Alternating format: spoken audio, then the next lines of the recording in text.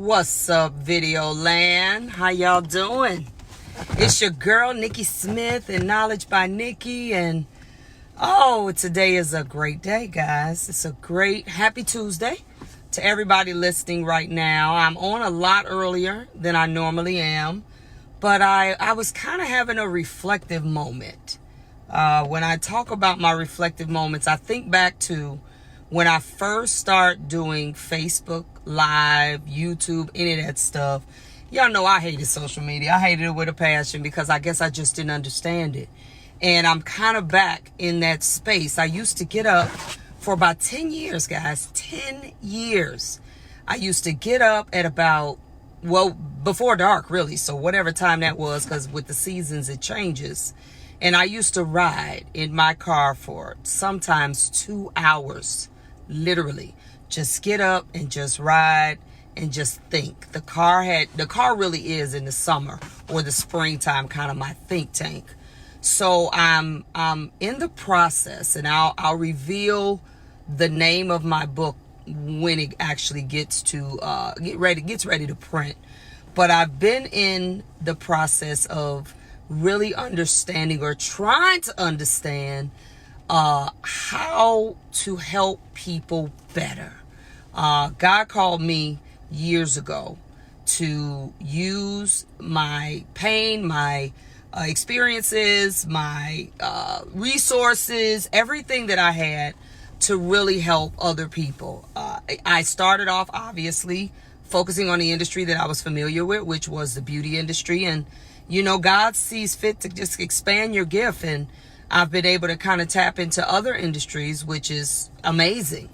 But let me tell you what I'm finding in my connection with people, whether they be in the beauty industry or in real estate or I deal with people in the restaurant industry, in the fitness industry, is I find that we all share a similar feeling about these dreams that God gave us, these visions at one time that we wanted to launch whatever this business we wanted to do. And we had these ideas that this business was just gonna, fulfill all of our needs. And we were, exploring in areas of our passion. And, we love people. We love doing hair. We love fitness. We love cooking. We love, most creative people, whether they be musicians or painters or makeup artists, or it doesn't matter. We really start our businesses based off of our passion or our love for that thing. That's what makes us start these businesses. And so, in me having now more of an expansive following that's beyond the beauty industry, there was once a time when I opened my first business in 1993, and, it was just happy, joy, and it was bliss. And I said, okay, cool, this is going to be the bomb. And then, life sets in and real stuff, and you got stuff you didn't plan, and you just didn't know it was going to happen. And you're like, oh my God. And I used to believe, guys, this way before I started actually coaching, that it was just our industry, that the problems, the things that I dealt with, it's just these people in this beauty industry. It's just this industry. That's what I thought. And I talk to a lot of you all on a regular basis, and that's what you think too. We really think that the problems we face, staffing, getting people motivated, understanding financials, clients, understanding how to retain, how to build, retail, and all these other things that we struggle with understanding and helping and learning so that they can help build our business. We think it's just, it's just proprietary to the beauty industry. I'm here to tell you it's not. It's where I'm going with this. It's not. I thought that for years that, that's just, that's just us. Or I even think sometimes, how many of you all have watched the news within the last couple of years? And I'm talking to my black people right now. I know I got all kind of people that listen to me, but I'm talking to black people right now. There was times when we knew that if we heard of a certain crime, or if we heard of a certain crazy something going on, we knew they wasn't black. What would we say? Oh, that ain't nobody black. Black people don't do stuff like that. But now, what has happened? We got so much craziness going on, and we actually become shocked. Like, was he black? Black people, we serial killers now? The sniper, I think he was the first person, the DC sniper that made me, I'm like, we actually like playing target practice with people? Is that what we on now? And so I'm saying all that to say that the problem that I'm about to introduce to you all, that I know some of you all are feeling it, I'm just here to tell you it is not a black problem. It is not a white problem. It is not a certain type of entrepreneur problem. It is a problem in society as well as entrepreneurs. I know people right now that get a check every week, every month, every 2 weeks from jobs, and they still have this mindset, or they still operate in what I'm about to introduce to you all. But I want to talk to you all about the terms that brought me to do this particular video. It was something that actually I thought about doing probably about a couple months ago, but you know, I wasn't sure if it was going to be too sensitive of a subject, or kind of just, you know, I'm going into an area that I'm not fully versed in, but I do understand entrepreneurship, but I'm gonna put it out there and I'm gonna let y'all be the judge, right? So I did a little research, and these are the terms that I get mentioned to me in just interviews, casual conversations. I feel like a slave to my business, or for my Christian people, you know, I literally feel like I'm a hostage to this business, or to my clients, or to my workers, or I've even had people use the word bondage. You know, I feel like I'm in bondage, and I can't move, and I can't do this, and you know, we talk about the debt and how the debt just takes over, and I feel like I hear terms like this in all kind of ways from all kind of people, and because I deal mostly with entrepreneurs, I get it. I get how when we first decided, whatever it is that you do, that we were going to open these businesses, we had this idea, we had this dream, we had this destination, and you know, we're going to bring people together and whatever it was, and we're going to build this community, and I'm going to be a help to people that won't help. You know, a lot of my hairstylists that eventually become owners, you know, they say, I'm going to go get the girls and the guys from the beauty schools and the barber schools, and I'm going to take them under my wing, and we want to be these mentors and these coaches, and y'all know the spiel, right? Because some of you all have said the same thing or things very similar to it. I'm going on my phone because I got to define some things for you all. What I realized very quickly was that if we don't monitor, if we don't really self-reflect personally and be honest with some things professionally, you will find yourself ending up in situations where you literally wake up and say, how did I get here? How did I get to the place where my business is consuming every ounce of energy I have, every dime that I have? I can't keep staff. I can't figure out how I'm still broke after I thought I made some money. I'm robbing Peter to pay Paul. I'm not seeing what I thought this thing was going to be. It's, you know, I get these texts all the time that I love what I do still, but something is not right. How do I make this make sense? How do I connect the dots? What do I do? Because my dream is now almost becoming my nightmare. I don't want to go get another job. I can't see myself doing anything else, but how do I get out of this feeling of being a hostage, of being a slave, of just not having any options and not knowing what to do and where to go? I cannot tell you how many times I do shows and I have a booth, and it happens every single show. I'm sitting at the booth, whether it's inside the exhibition area or it's outside a hotel break room. I get people that come up to me, and these are the stories that I get, and I get the emotions, and people are crying profusely, talking to me at the booth like, what do I do? And I'm tired, but I don't want to quit. I'm too far in to go back, and I don't want to do nothing. I mean, y'all, it goes on and on and on. And this has been going on for years. So I said, you know what, God, I gotta, let me find what I'm going to define for you all. I got to figure out something to help the people that I love. Let me let me give you this definition first. I'm going to give you the definition of bondage. Let me define what bondage means. And actually, no, let me give you this first. There's a scripture. You know, I get scriptures and I save scriptures and I use them, and God just, you know, even brings them to my remembrance that I didn't even know I have memorized the thing half the time. But I want to give you a scripture that I actually, out of the few that I kind of keep in my arsenal, that I pull out, that mean a lot to me. This is from Romans 7:23. And it's dealing with bondage from a spiritual sense. And it talks about, but I see a different law in the members of my body, waging war against the law of my mind, making me a prisoner of the law of sin, which is in its members. What this is, I'll read it again.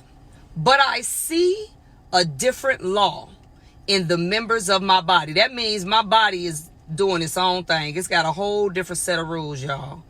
And it's waging war constantly against the laws of my mind. So we talking about our faculties and our mind having like two different rules, two different, you know, play game or plays, making me a prisoner of the law, which is in my members. That means, and I don't remember the scripture. I think it was Paul that said, even when I want to do good, sin is always upon me. It was something like that. I can't remember that scripture, but it's the same thing.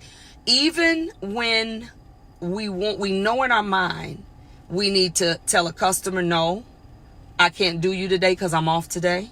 Or we need to tell a person, maybe we have a vendors list, or maybe we have different client bases that we have, and we need to actually cut off a particular person that actually brings us more grief and it's not even worth the money.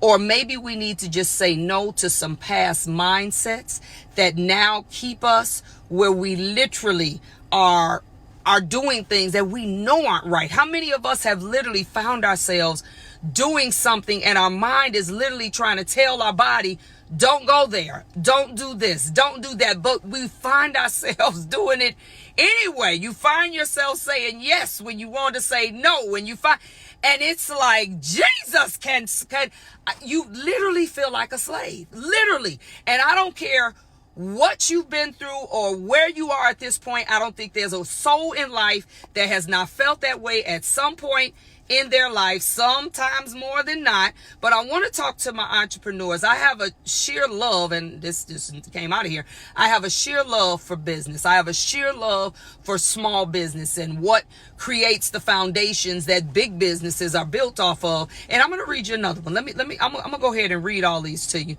because I saved them, because I wanted to be able to have some backup for what I'm about to say here. This is what also starts to happen.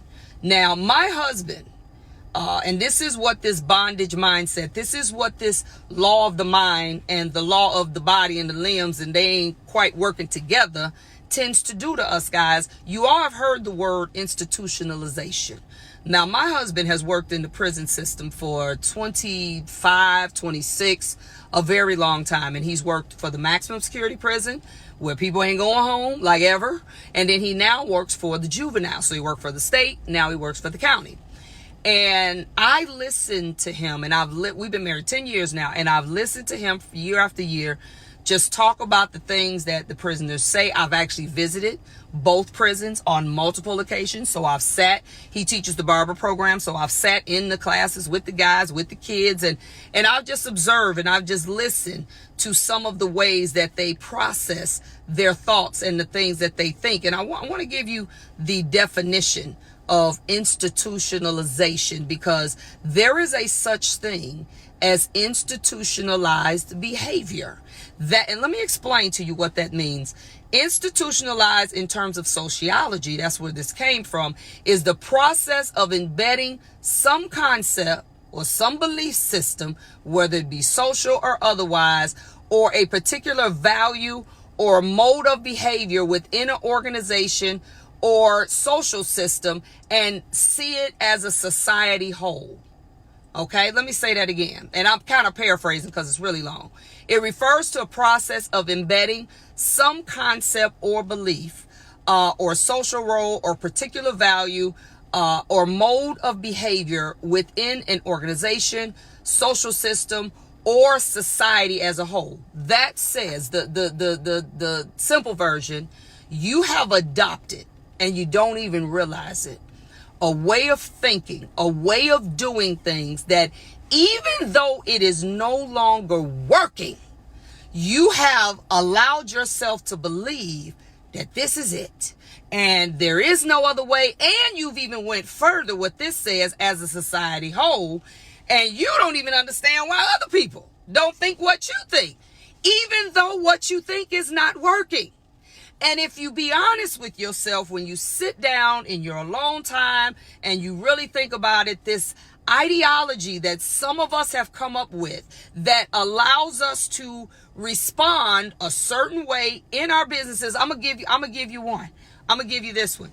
When I was knee deep in the salon, one thing I never, ever would tolerate when I opened my first salon, and even now, I'm very time conscious. You're not stepping up in, I don't care if you're booth rental, commission, it doesn't matter to me. You are not stepping foot into my place of business, coming in an hour late, 20, and you ain't gonna be 5 minutes late too often. And so I always had this really disciplined way of being on time. And I know we talk about CP time. I don't believe in that, and I don't understand it. And I hate that word CP time, which is colored people's time, has become a society norm. It's become, oh, we know that they're not going to be on time. So even though we know we want to start at 7, we're going to tell them it started at 6. That is an institutionalized mindset that, black people gonna be late, so we just gonna accept it and just let it be that way. No, that's not okay. It's not okay.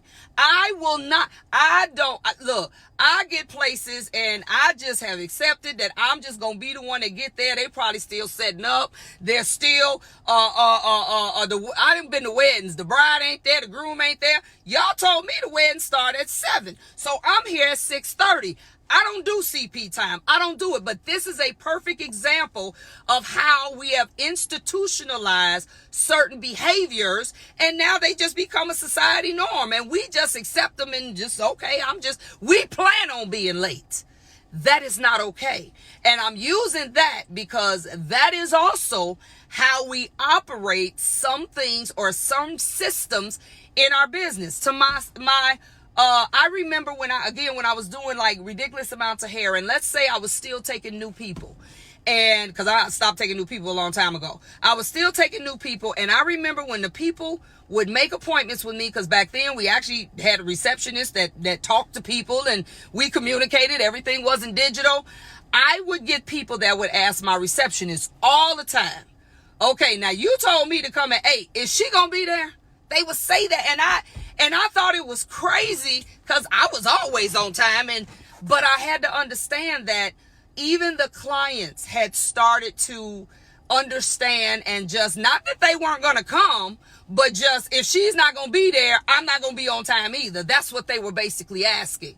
And I used to be like, it's crazy how we as a beauty industry have literally trained clients to believe that they ain't gonna be there on time, so ain't no need of me being there on time. And that, I never understood that. I just never ever understood. I give you one that I see now that has become a society or a millennial beauty industry norm. I have walked in salons. I do salon visits. I do consulting, coaching, so I'm always in somebody's shop.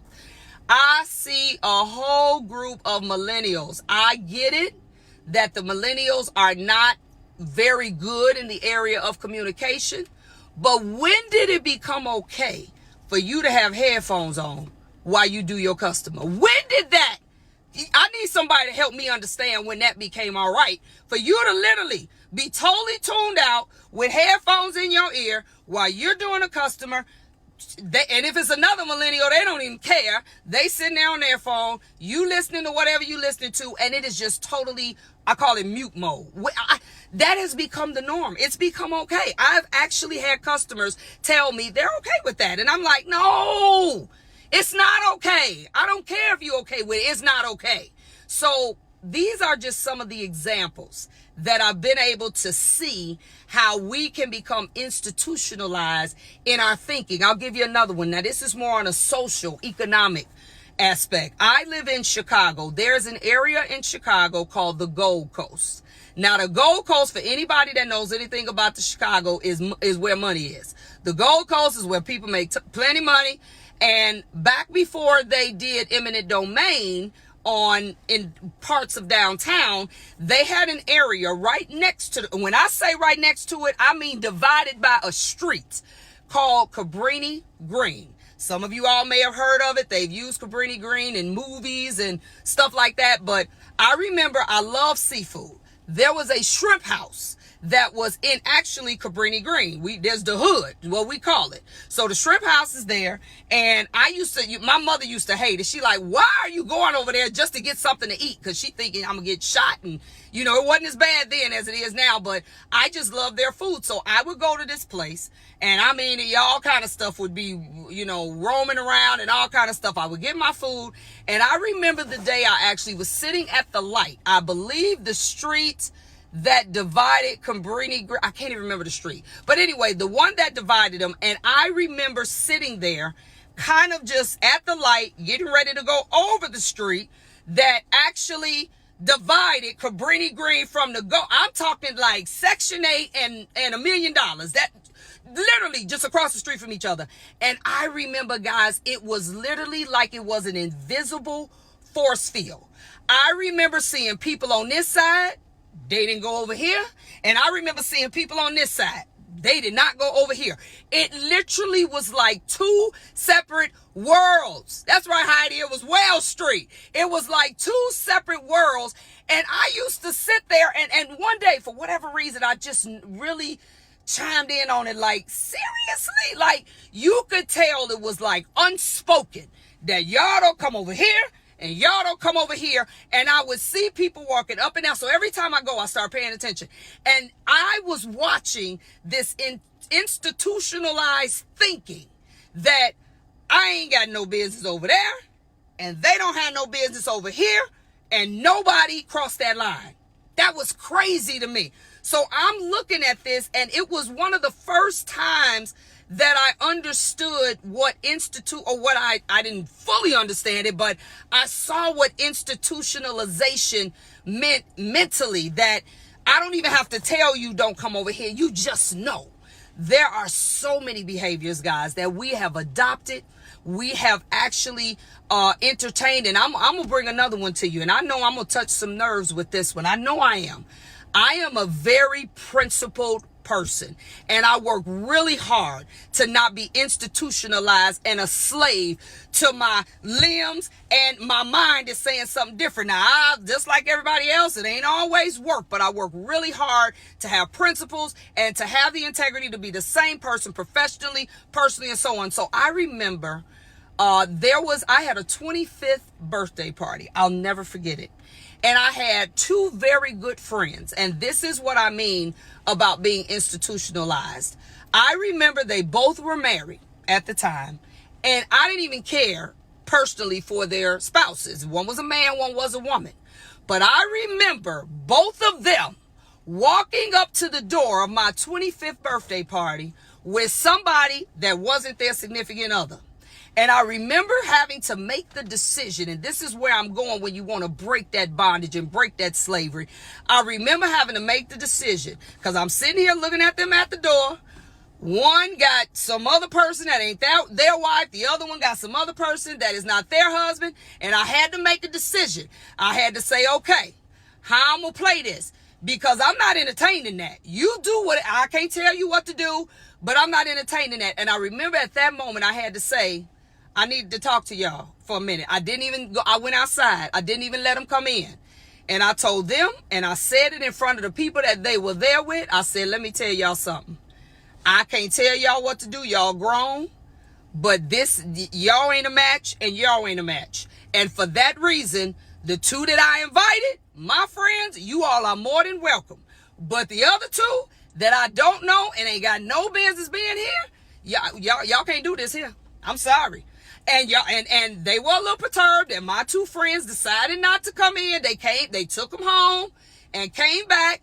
But I realized there are so many of us that even in this institutionalized world, we allow things to continue and to entertain them and to provide an arena for them that you can't tell people what to do, but you can decide what you are and aren't going to allow and have in your space. Yes, you can. And they don't have to like it. We ain't got to fall out about it. But I know we live in a world, and I had many people that told me that was wrong because they've been institutionalized to say, I'm going to mind my business. I'm like, well, you mind yours, but this my spot, my party, and it ain't going on here. I'm not going to entertain the wife and the real husband and then have to play the role when I see, or the play husband and the play wife. And then when I have to see the real husband and the real wife, then I'm going to go into this. No, I'm not doing that. I'm not doing that. So we need to be careful about these institutionalized mentalities that a lot of us have adopted that has allowed us to now become slaves to these businesses, to our lives, to relationships. I'm going to give you something else. I'm going to break this down for y'all. Y'all think I'm playing. Listen to the different types of slavery. Y'all listen to this.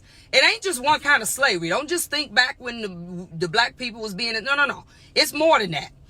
This is the different types of slavery. You got sex trafficking, which is the manipulation. We know what that is. I ain't got to go into that. You got child sex trafficking. They've actually made that different. You have forced labor.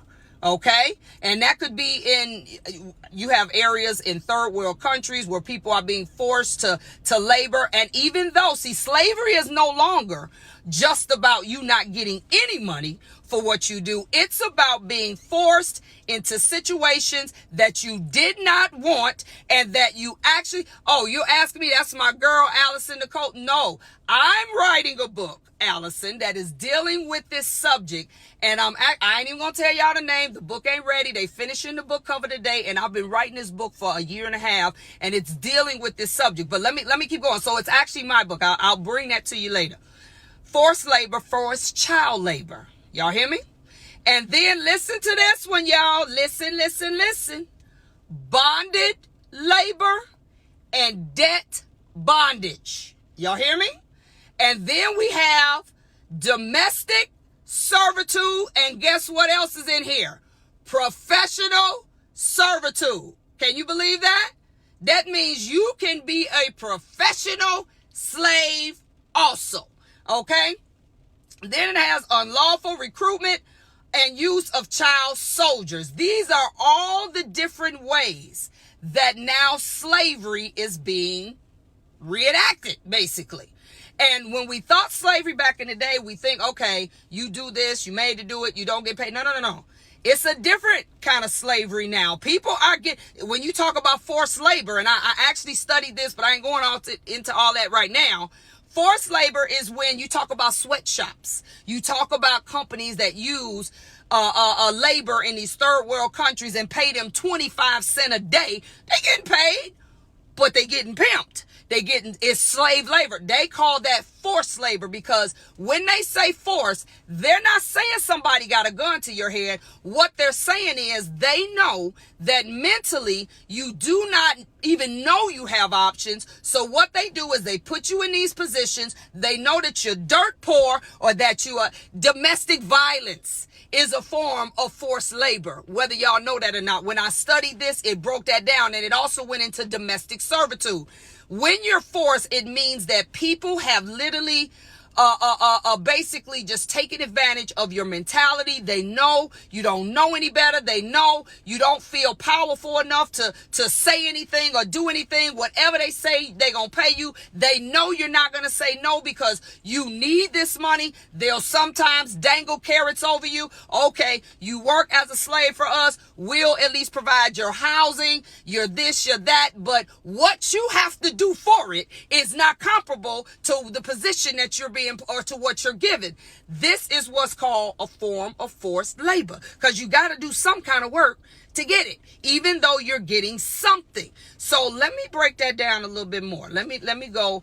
I meant to write these down, but I didn't let me break down what bondage labor and domestic servitude is. Y'all with me? All right. Bondage labor. It is the coercion, listen to me, of a person to work in order to pay off a secured or unsecured debt. Y'all hear that? The debt may be from a former or present employer, or even ancestral debts, maybe something somebody owed. An ancestral debt is also a form of debt bondage and slavery, and it says it seems to be more prevalent in South Asia. Now, as I studied this more, I went into the business area of it, because you can take almost every word and put into Wikipedia or just in a Google search, business bondage, business labor, and it'll give you a definition. And let me read domestic servitude. And this is also, it's almost the same definition with professional servitude. Individuals whose workplace is a private residence and they feel as though they cannot leave. They may also be abused or not.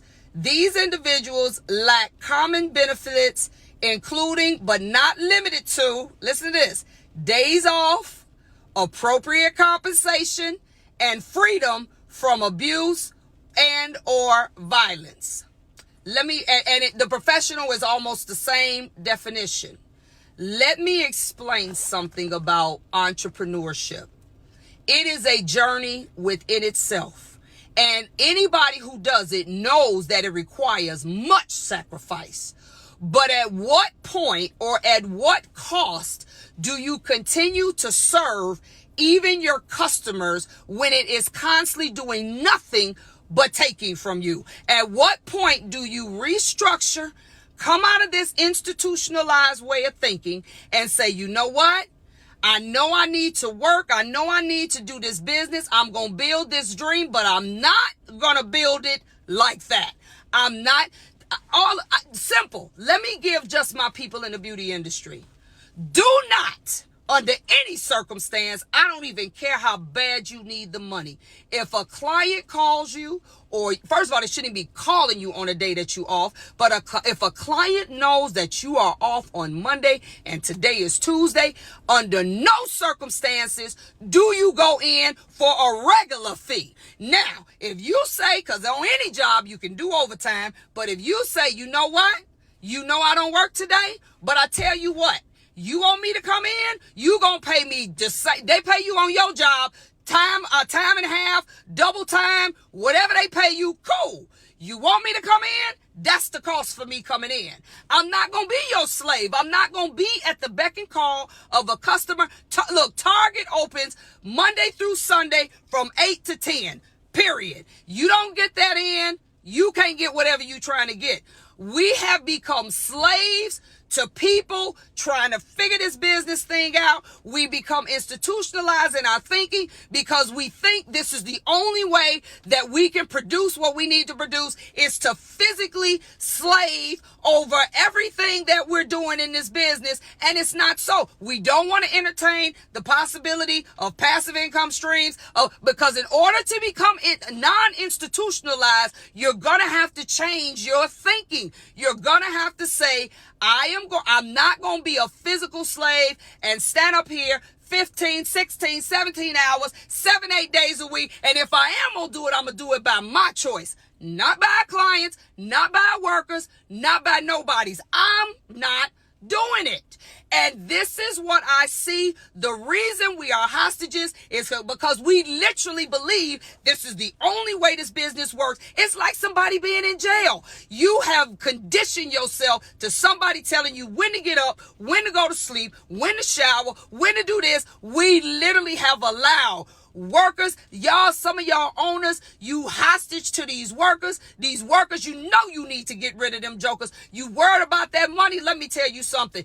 Get rid of them. You will figure it out. You will start to realize, look, we got to do more than just do some heads up in here. We got to sell some retail. We got to start using our businesses when other people want to rent it for doing other stuff. We got to do a lot of stuff, or I promise you, you will be a slave until 20, 30 years doing this thing, and you wait. And I hear it every single week. And I'm getting emotional about it because I be wanting to wring some of y'all necks like, you got to say no.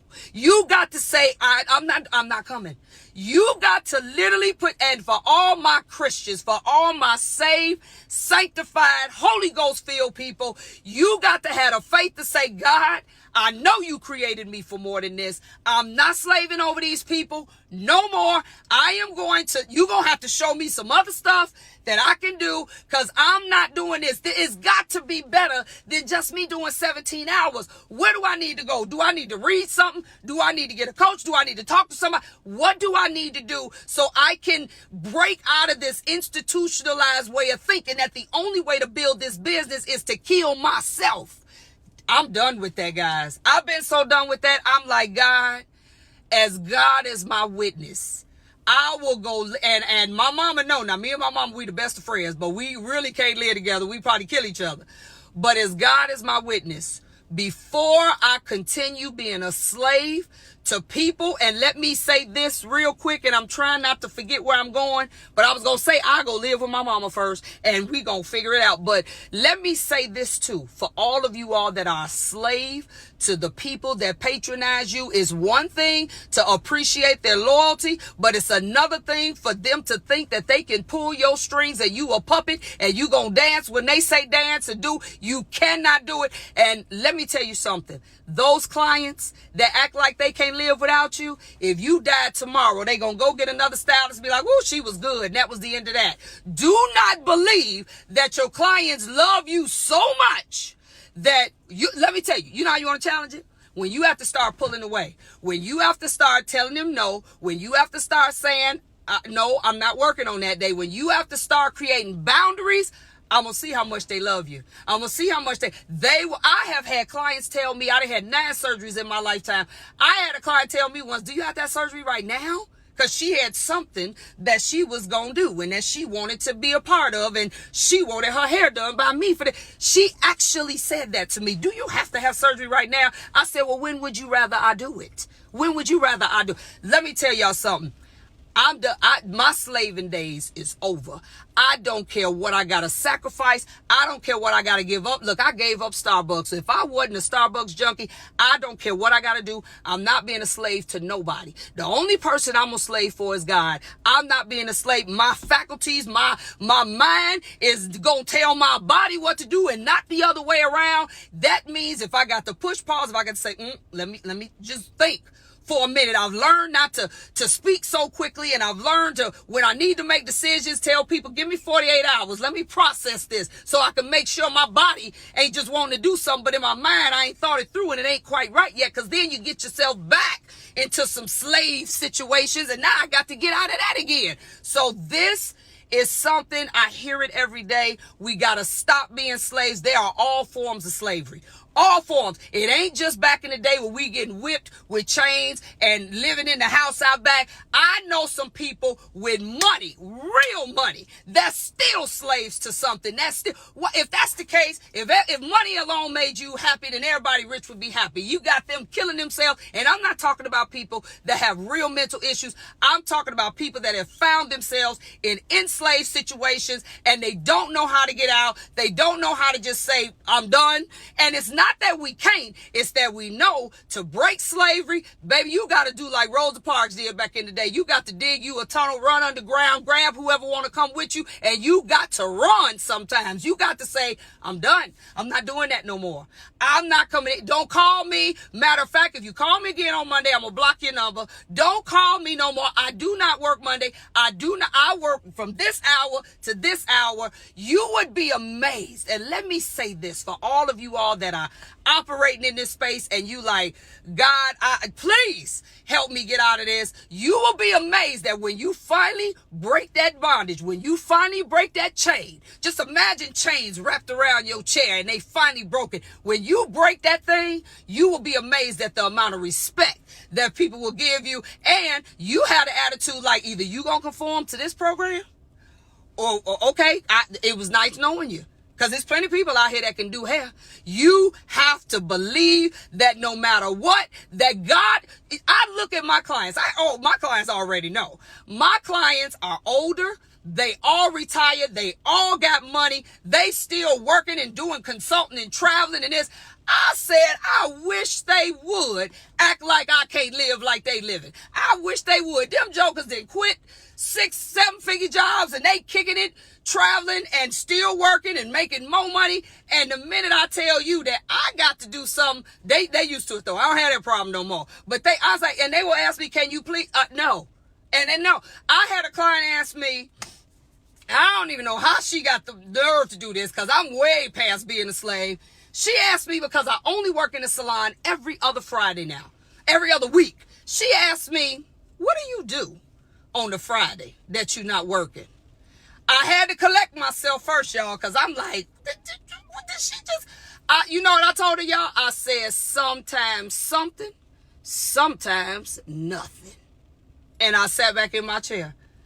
You don't have a right to figure. I wanted to say I ain't got to tell you nothing, but I said, okay, Nikki, think, because I love this lady. But that's what I told her. Sometimes something and sometimes nothing. I ain't got to explain to you what I'm doing because you want to come on the other front. Girl, you smoking? I ain't a slave no more. And I was. For years, I was a slave. I didn't know no other way to produce. I didn't know any other way to get what I need. And boy, when I found out that it's more than one way to skin a cat, I kicked them doors open and I said, oh, it's fine. And I really don't have a problem saying no. But I felt like I didn't have a right to say no. I felt like this is, like I even would convince myself, God gave me these people and I got to serve them however I need to serve them. And I was like, look, I'm telling you, the slavery is gone. I will not be a domestic slave. I divorced my first husband because I ain't going to be a domestic slave either. I'm not going to be a domestic slave. I'm not going to be a professional slave. I'm not going to be a slave in any sense of the word. I'm not doing no forced labor. I'm not doing none of that. I'm done with that. I am going to live my purpose out. I am going to be the person God created me to be. Period. End of story. If you want to ride with me, let's go. If you don't, I'm all right with that too. It's a season for everything. I don't believe that everybody that was with you when you was 7 gonna be with you when you're 70. It's okay with me. You want to ride? Let's do this. That's how I am. We ain't being a slave to nobody. Period. That's right, Christy. Period. And I just want to encourage you all. It's a decision though you got to make. You know, I have grown a great amount of respect for people that I may not even necessarily like what they talking about, but I have a great amount of respect for people who stand flat-footed on what they believe, no matter what people think. You could say you don't like people like Farrakhan, you don't like Trump, you don't like, I don't agree with everything they stand for, but one thing you got to say, them jokers don't care what nobody say. They gonna do what they want to do, say what they want to say, and they gonna stand flat-footed on what they believe no matter what. I have grown a level of respect. I may not like what you saying, but I've grown a level of respect for people that say unapologetically, this is what I'm about, even if it's crazy, and take it or leave it. I've grown a level of respect for that. I'm like, all right, well, then I know I need to leave it because I ain't fooling with you. All right? But we got to do it, guys. We got to stop allowing this business, any entrepreneur business. I got a good friend that they own a rib joint. And, you know, it wasn't what they thought. And I mean, their food is excellent. Wasn't what they thought. And now they in a position where they got to make, you know, they trying to figure out days. Should we open on Monday? Should we open on Tuesday? Because one person came in the spot and said, you know, y'all would do better business if y'all open on Monday. So you going to open a whole day because 2 people say, are you serious? Well, you know what? I tell you what. You need to just rework your schedule so you can be here on the days we do open. How about that? How about that? If we are not careful, we will allow people and circumstances to pull us every which way. And because 2 people said they want this, now you're doing that. Then 2 more said, look, you cannot be all things to all people. Give it up. Quit trying. Figure out what you was put here for. Do that. And keep it moving. And let everybody file in where they need to file in. You position your life and your dream as if it's a straight line with some grooves in it. and you keep it marching forward, and you let people file in, get in where you fit in, but I am moving this way. You don't want to come with me? It was nice knowing you, and especially when you know you're doing the right thing, you still got to take care of yourself. We got families, we got this, we spend our whole lives, and don't get me wrong, entrepreneurship is going to require, it ain't no 9 to 5, so you going to do some more hours. You ain't going to just work 8 hours and then go home. But you got to realize at a point in your life, you got to start understanding that there is more to life than just that. Look, I'm going to read something for y'all. Man, I think it's on this phone. I may have to read it tomorrow. I didn't bring my computer. I read it to a friend of mine last night. It was Steve Jobs' last words. It was absolutely amazing. Oh my God, I wish it was on this phone. So let me see. It's in my files. Let me see if I could find it, guys. It is absolutely, no, my files are actually on this phone. Tomorrow I'm going to, and actually, you know, I saved them way back when he said it right before he died. Somebody actually reposted it like a couple days ago or maybe last week. And I remembered that I had saved it on my computer. And what he talks about is basically he goes into, you get to a point in your life where you realize the $30 watch and the $30,000 watch, they both keep the same time. You realize the $30,000 car and the $150,000 car, they both take you from the same place to the same place. He broke that thing down, and he said there comes a point in your life, even in growing your business, where you got to realize you got to come out of just trying to be all things to all people, and you have to live your life authentically. You have to make more matter than even that entrepreneur dream that you got. I believe in working hard. You ain't getting nowhere if you ain't willing to do the work. But you still got to realize that in that journey, there are people that you have to make important. This was a hard lesson for me to even learn at one time. There are things that you got to push pause and you got to take time and do, whether it's your kids or your wife or your husband. You have to figure out how to build this journey in a way where you are not becoming institutionalized and a slave. And now you wake up and you in bondage. You got debt up to your eyeballs. You done filed bankruptcy 5 times or however many times the law allow. You now got all of this stuff on you, and I know I have woke up and felt that way at times in my life, like, how did I get here? How did I let myself get this out of control? It's like gaining weight. It don't come. That's one cupcake at a time. What we have to do, if we know there are some areas that we're weak and we're emotionally not strong, we need to get them jokers in check. But it also means that you got to be honest. As Dr. Oz says, you can't, what does he say? You can't fix what you don't own. You can't make nothing better if you don't own it. You got to say, I got a problem. I need some help. There's always somebody around. I know you can't just spill your guts to everybody, but there's always somebody around that will allow you to cry, to be transparent, to say, look, I need some help. I need some help with my thinking. I need some help. I need some accountability with this eating thing. I need something that is going to help me become a better person, because as Rich Dad, Poor Dad, or Robert Kiyosaki says, you gotta be, then you see it, then you do it. You gotta be the person first. He says be, see, do. I love when he said, and what he's saying is, for you to get out of this slavery mentality, you have to become somebody different. You have to literally, the Bible talks about the renewing of your mind and the transformation that has to happen. That's spiritually and naturally. You have to stop thinking if that means you got to cut people off, whatever you got to do, if that is your weak spot and they keep pulling you back into, I can't do y'all. I'm gonna have to get y'all. I'll see y'all at the barbecue for a minute, but I got to give you 50 feet.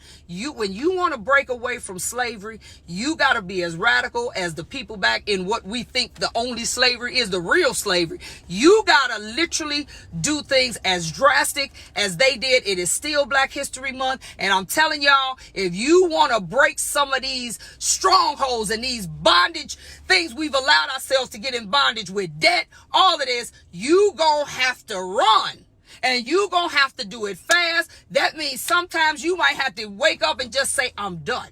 I got a cousin.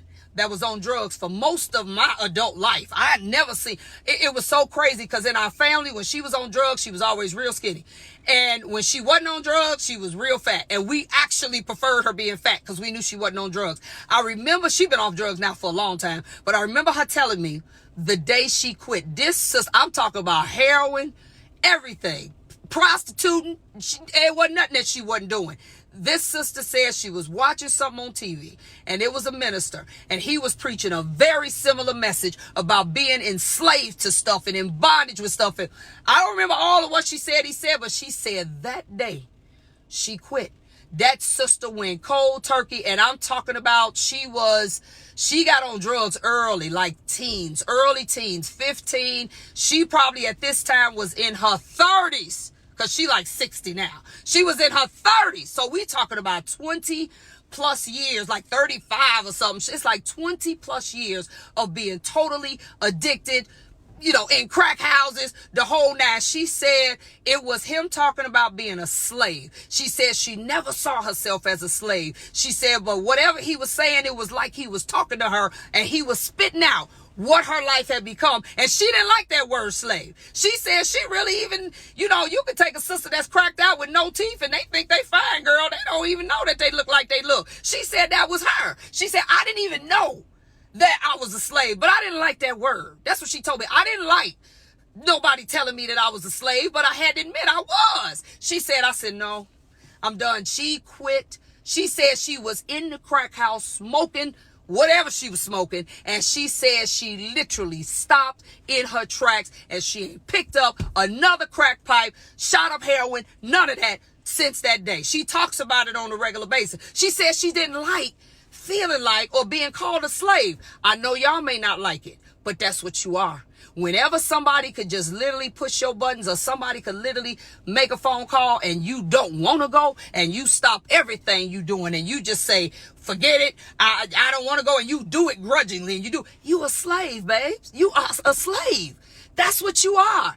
Now, I'm not talking about occasionally we make sacrifices for the people we love and they know we don't want to do it, but we just doing it because we love. I'm not talking about that. I'm talking about when it comes to professional stuff and you know that you don't want to go. You don't even want to be here this long. You got a client that's coming late and they always late. I remember one of my best girlfriends. When I say I love her, it's a part in the book that I write about her and what she did for me that I will never, ever forget in my life. And we became really good friends. And when y'all get the book, it'll be out by premiere in June.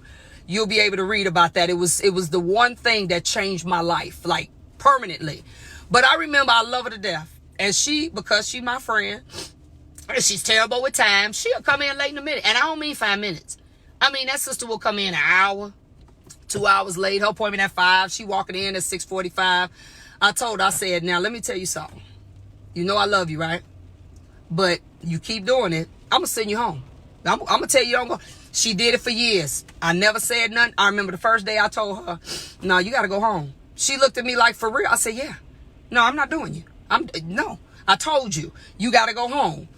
It started being on time for a little while. Then she tried it again. I did it just on principle. No, you got to go home. I think I sent her home 3 times till she got it right. Now that sister be early. I don't care. I love her to death. But I'm not even going to be a slave to you. You not go. She lasts, first of all. So you mean to tell me I'm through? My whole cycle works that the last person need to be coming to this chair by the time I finish the person before them. You just not walking in the door. So now you have extended my day for 2 hours? No. I ain't a slave, and I'm talking about somebody who would give her limbs to me. I'm not a slave, not even to you. I told my own mother who would give my limbs to her, to me, her limbs to me, and I would give my limbs for her. Every time I go to my mother's house.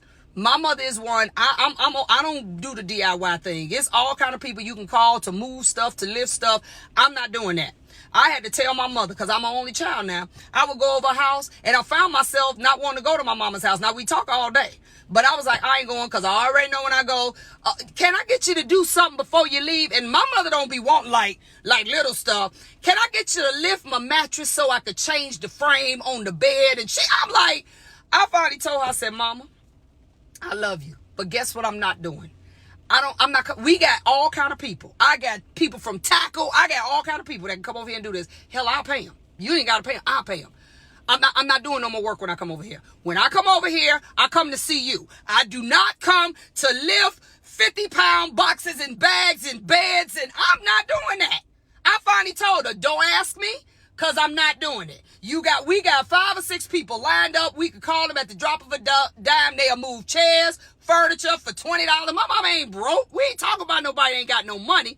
I said, Mama, no. Because I literally felt like I'm staying away from her house because I'm not even going to be a slave to that. No, I'm coming. But what I'm not doing, I'm not lifting no mattresses. I'm not moving no dressers. I'm not doing it. So she don't ask me no more. Every time I come over, she be like, okay, it's something just really little. Can you get just the paper towels out my car? Okay, I got you on that.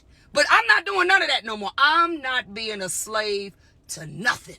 Y'all hear me? Nothing. So the goal in life and the moral to this entire Facebook, YouTube, Instagram feed is you have to start creating options in your life, creating boundaries, creating schedules, creating solid barricades that even you can't go over. You have to start creating other opportunities, building other bridges so that you don't have to feel like a slave because this is all you got. You have to start thinking about that, not later, today, now, or you will find yourself being a slave to stuff because you feel like I ain't got no choice. You got to create options for yourself. You have to now start learning new skill sets. You got to connect with new people. You got to quit just existing in that circle you used to. Get with some folks that make you uncomfortable. You might learn some stuff. All right. You got to start putting yourself in environments with people that don't care nothing about you. You talking about everybody be hating on you. Get with some people that got more than you got. They ain't thinking about you. All right. You have to start learning more, reading more, doing more so you don't have to be a slave to anybody because all of it is a form of slavery. Okay. And I'm Knowledge by Nikki. Y'all share this. I needed to say this. My book is based off of this exact principle, but I ain't just fussing at y'all. I'm giving you ways on how to get out. I'm giving you strategies. I don't care where you at. It ain't much that God ain't allowed me to go through. And I say all the time, God, I ain't know why I had to go through that, but I get it now. I get it because I ain't telling you what I think. I'm telling you what I know. And I know this from my own life, from people that I actually have been able to align myself with. They like, Nick, we love it. I ain't telling you to just kick everybody to the curb and just give up your business, but I'm telling you, you got to reposition yourself. You got to restructure that thing so that it works for you now. It also works for you later. You got to be able to grow. Clients are grow. That means you got to go up on your prices, just like clients getting raises on their jobs. And if they don't, they ready to go ham and quit because I didn't get my 3% raise and you got to get one too. That means you go up on your prices. Who don't want to pay it? Deuces. You ain't got to stay. Quit thinking that this way you got to hold on to it for the rest of your life. No, you don't. No, you don't.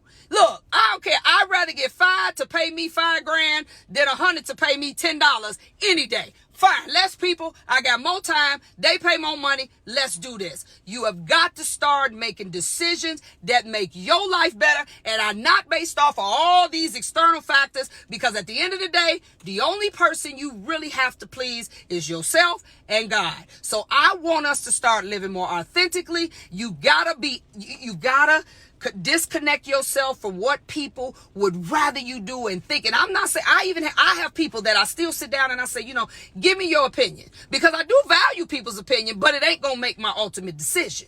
That it's not going to do. All right. So I just want to encourage you all. My book, I pray it'll be out in June. I'm pretty much finished writing it. I got my copy editor is going through it. It is a labor of love, guys. I've been writing it for years, actually writing pieces of it for years. I really laser focused and just wrote every day about a year and some change ago. So I hope y'all get it. I'm just like, God, I love this business. I love the people in it. I love the gift that we have, but we are straight up slaves doing this. And then 20 years later, I got people that like, people are literally saying, I hate this business now. I don't want no part of it. I know people that have checked out and said, I'm done. You couldn't pay me to do another head. You couldn't pay me to open another shop. You couldn't pay me to do none of that, because all they have is these bad memories of what it was. And because they were enslaved in it, they didn't know how to change it. They didn't know how to fix it. They didn't know how to dig that Underground Railroad. Sometimes you're going to have to dig a tunnel. And just like Rosa Parks, sometimes you just get on that bus in the back and you say, I ain't getting up. I ain't getting up. I'm sorry. I'm not getting up. Do what you got to do, but I'm not moving. That's literally the attitude you have to take when you come, when it's your business affects your whole life. It affects your personal life. I mean, when you go out of business, people got to sell houses and kids got to come out of certain schools. And I mean, it changes everything. Your business is worth fighting for, but you got to set some principles and some boundaries and some standards up that are for the way your business needs to work. You tell people, don't bother me. Don't call me. You gonna have to, I had to learn this. Oh my God, did I have to learn this? That I have to even sometimes not be so available to people, because then they want to monopolize all your time and all your energy. And it ain't that you don't love them, but you realize you can't even be a slave to people who really do love you. You got to get them some boundaries. You can't call me when you feel like it. You know how many people would be calling me if I let everybody call me when they feel like it? So I ain't changing no phone numbers. I'm not doing none of that. I'm just going to tell you, don't call me past a certain hour, or don't call me. I call you. And no, I'm not doing that. And so you got to get some boldness. You got to get some tough skin, y'all. I'm telling you, I am so glad. I thank God every day that I'm free. And when I say free, I'm free mentally. I'm free financially. I'm free spiritually, but all of it came with a price. All of it came from being enslaved for years. And I said that I'm done. When I say I'm done, I'm done. And I don't care what nobody say. Not mama, not my husband will tell you when that girl it don't matter what I say. He tells me when I go in the malls, he say, baby, you in your zone. Let me leave you alone. He literally would say, let me leave you alone. Because he know it don't matter. This ain't about you. This ain't about mama. This ain't about my daughter. This is about what God has predestined for me to do in this life. And I'm going to do it. Y'all ain't got to understand it. Y'all ain't got to even agree with it. But this is how it's rolling. I'll holler at you when it become what it's supposed to be. Because sometimes people ain't going to roll with you until you get to the other side, till you're successful. Then they love you then, all right? But that's okay. I still love them, but I even have to be careful about what I share. When the Bible talks about casting your pearls among swine, let me tell y'all something. When y'all making these transitions and you breaking away from this slavery, you can't tell everybody what you're doing. You can't put it all out there and let people know I'm about to do this and I'm about to do that, because see, the devil heard you too. So you literally gotta, some of that stuff just in your private time, just say, okay, I know what I gotta do, and handle your business. All right.